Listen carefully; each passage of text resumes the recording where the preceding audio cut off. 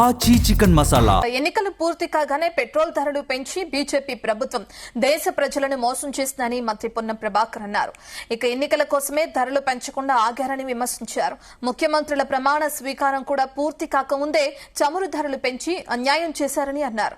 Kishan Reddy, Bandi Sanjay petrol ధరలు పెరగవని చాలాసార్లు చెప్పినట్లు గుర్తు చేశారు. ఆయన 3 రోజుల క్రితం హైదరాబాద్ పర్యటనలో పెట్రోల్, డీజిల్ తక్కువ వాడండి, బంగారం కొనవద్దు, నూనె తక్కువ వాడాలని ప్రధాని అన్నప్పుడే అనుమానం వచ్చిందన్నారు.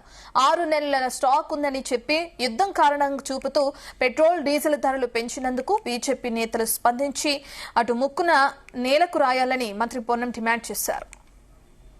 దేశంలో 4 రాష్ట్రాల ఎన్నికల వరకు అందరూ ఊహించిన విధంగానే పెట్రోల్ ఛార్జీలు, డీజిల్ ఛార్జీలు పెంచకుండా ఆపినారు. ఎన్నికలై ముఖ్యమంత్రి కూడా ప్రమాణ స్వీకారం చేయకముందే నరేంద్ర మోడీ ప్రభుత్వం దేశ ప్రజలకు, ముఖ్యంగా తెలంగాణ ప్రజలకు పెట్రోల్, డీజిల్ ధరలను పెంచి మరొకసారి అన్యాయం చేసింది. ఈ సందర్భంలో కిషన్ రెడ్డి గారు, బండి సంజయ్ గారు ఎన్నికలకు ముందు అనేక సందర్భాల్లో పెట్రోల్ ధరలు పెరిగాయని 10 సార్లు ప్రెస్ కాన్ఫరెన్స్ చేశారు. ఇవాళ నరేంద్ర మోడీ ప్రభుత్వం పెట్రోల్ ధరలు పెంచింది.